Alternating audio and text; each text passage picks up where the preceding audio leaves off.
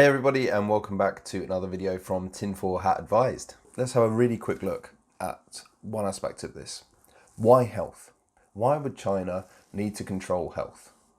So the answer is fairly simple. If you control health, you control wealth. At the minute, all that people are concerned about and care about, and not just during the coronavirus times, but beforehand, was the life expectancy of human beings. How can we deal with medical advancements? How can we beat cancer? How can we beat this? How can we beat that? If you control the manufacture of medical goods, and you control the information that is put out about medicines and about the way, and you're leading the way about how medicine should be conducted, you control a monumental amount of power as well as a monumental amount of wealth. So it's a really smart move from China and a really big power play to get past the United States and to get past Russia. If you're not entirely sure how this is going to work, we're going to explain it for you. So China has an ongoing trade battle with the USA.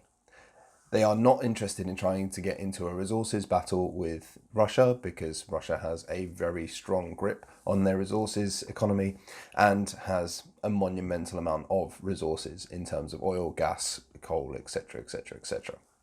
So if you are China and you're trying to get ahead of these two superpowers, how do you go about doing it? Well, the only thing no one owns is health. So here is where it gets interesting and a little bit intricate. So bear with me and try and keep up. During the last recession, China took what was seen as a huge gamble by investing trillions of dollars in their own economy.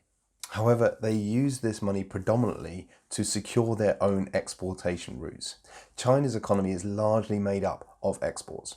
And what they did with this money was to go out and invest it in their export routes. They now basically own the Silk Road. For those of you who don't know what it is, the Silk Road is the main trading route globally. Now, it used to be an actual physical road that went all the way across Russia and all sorts of stuff. It is now the term used for the major shipping lanes and the major transport routes across the globe. So what did China do? They went and invested this money buying up major ports on that Silk Road. They bought up ports and large amounts of land across Africa, Sri Lanka, and they even own a port in Italy. They have invested billions in other countries' infrastructures, and now to a large extent even own pretty much most of the road routes in some African countries. It's actually a bit crazy when you start looking into what they own. This investment in those countries has seen huge economic growth for those countries involved, and as such they've now built very tight-knit relationships with China because they can only see the current positives for them. So as you might be able to see, there is a big plan afoot for China. This isn't now just about the trade routes. This has become much, much bigger, and they have been working on this for decades. So they're in a position now where they own their own exportation routes, and they are the world's leading exporters. In 2018, they exported $2.4 trillion worth of goods. For some context on this, the USA in the same year exported $1.6 trillion. It's nowhere near, it's nearly half. And if you add in China's, should we say, subsidiary countries, the ones that are under their power, it all gets much, much worse. So as you can see in the figures, once you add in Chinese Hong Kong and Chinese Taipei, that figure becomes a huge $3.2 trillion a year being exported from China. So we've established they own their own trade routes, and they are the world's leading exporters, so they're making a damn good use of those trade routes. And there is no one that can come close to them for speed of manufacture, speed of export, and general mobility in terms of just getting stuff made and produced in a really quick turnaround time when the world needs it. So you might be thinking, what has all this got to do with a conspiracy about healthcare growth? Well, if you are the only person who can very fast manufacture new things, then you are going to be at the forefront of manufacturing medical healthcare equipment. And as we're seeing right now, they are the only place you can go to get large quantities of masks. And that's what everyone needs right now. They are the only place that can manufacture the vast, vast volumes required to supply health organizations across the globe.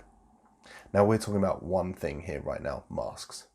But there is also a desperate need right now for things like ventilators and all other sorts of equipment. And that's just right now in this current pandemic. So the crazy thing about all this is, whose factories were the first to get back online? China's. Whose cities were the least affected by all this? China's. Now you could say this is from great management of the pandemic. However, it never even reached most of their major cities. And they didn't lock down Wuhan for a month. That's not got to do with great control of a virus. There's something suspicious about that. So whilst the world struggles to produce just enough to get by with general life, and yes, you could argue factories are still online in most countries. However, they are producing a bare minimum and they are running on skeleton staff, as has been shown by the fact that even America have had to reach out to China for basic PPE equipment. In the current situation, China stand to make an absolute fortune from PPE equipment and other medical equipment that they can manufacture at twice the speed of anyone else globally. Whilst this pandemic continues to tear apart the rest of the world, they are back to normal, and they were the quickest country to get back to normal. Now you could argue again, this is due to their fantastic management of the pandemic. But again, I'm going to point out the fact it didn't even reach most of their major cities. It's absolutely mind-blowing. That is not down to great pandemic management. They left it a month before they did anything. How did this not spread from city to city? They should have had cases in nearly every major city because people travel a lot in China. So if any of you are left unsure at this point, I just want to point you to what's on screen now. There is a potentially $6 trillion industry available and up for grabs. So even if this isn't a power play for China to get a grip on the rest of the world, it is very much a power play to get a grip of a $6 trillion worldwide industry that will only get bigger and bigger. We are obsessed with health, and rightly so. But if you can own that business, or at least the majority share of it, wow, your economy is set for life. So, what does this all actually mean? Well, basically that by the end of this pandemic, China will pretty much control world health. And like we said at the start of the video, if you control health, you control wealth. And with wealth comes power. They will also have the world by the nuts when it comes to anything and everything medical. Because, as we've already established, they are now being seen as the forefront of medical technology and medical knowledge with dealing with pandemics. They are being hailed by the world's biggest health organization for how they manage this pandemic and how their medical health system works. And they control all of the manufacturing and all of the manufacturing trade routes. I mean, it's scary.